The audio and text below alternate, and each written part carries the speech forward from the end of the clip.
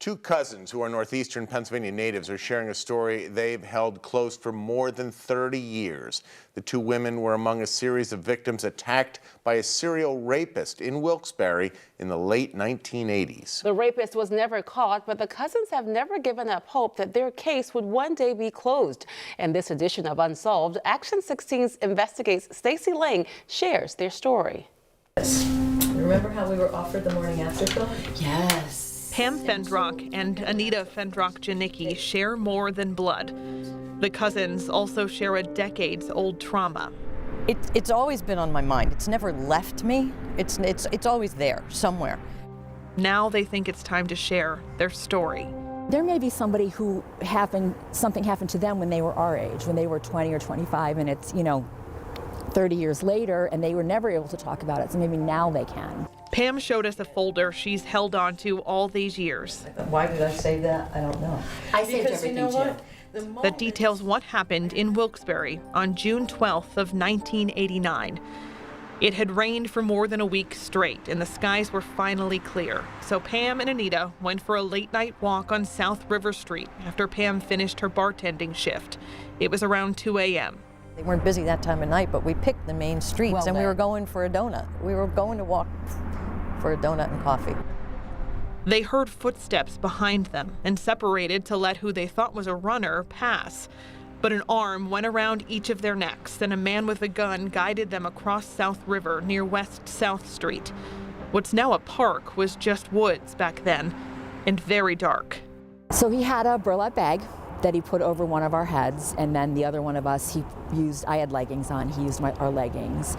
He had one set of bindings, and he had to, he improvised in some way, and I'm not sure what Shoelaces, maybe? Maybe, yeah.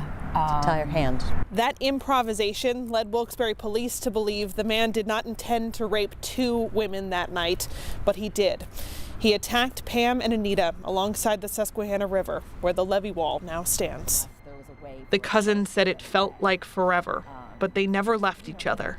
There was a period of time during the whole thing, a big part of the time, I was certain he was going to kill us. I was absolutely certain he was going to kill us. But I knew for sure that if one of us got away, the other one wouldn't survive. So it just wasn't an option. It wasn't an option. Pam and Anita would later learn that the horrors they survived matched a series of rapes in Wilkes-Barre during that time. Investigators believe at least 3 prior cases could have been the work of the same man. Former Wilkes-Barre Police Chief Jerry DeSoy was a detective at the time.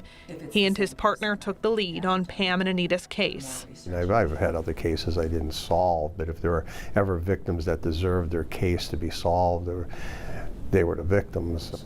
DeSoy is now the assistant director of the police academy at Lackawanna College in Scranton. He tells each incoming class of cadets about Pam and Anita's case and how it still haunts him. Did we get close? Is that what stopped it? Did the suspect die? Did the suspect go to jail? Did the suspect move out of the area? I can't tell you. Because all I know is I'm not taking credit for anything.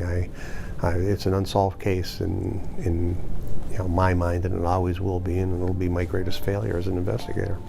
When Action 16 Investigates contacted Wilkes-Barre police about the case, the chief reopened the 34-year-old case file, and an officer was dedicated to going through it in hopes of finding something that could break the case now.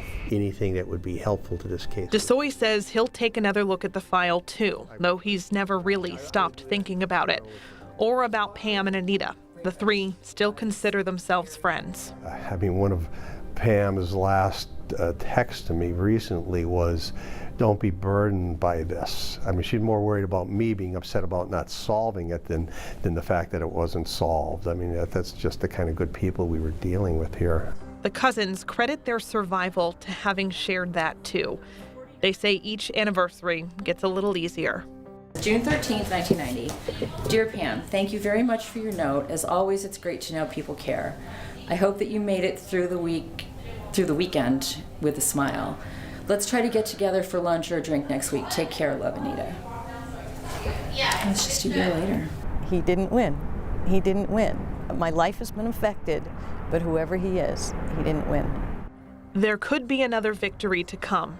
depending on what's in that case file.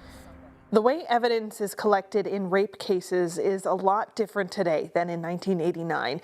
Today, federal law requires evidence be tested for DNA. Investigators were frank with us. There may not be anything in Pam and Anita's file to test today, but they're looking. Stacey Lang, Action 16 investigates.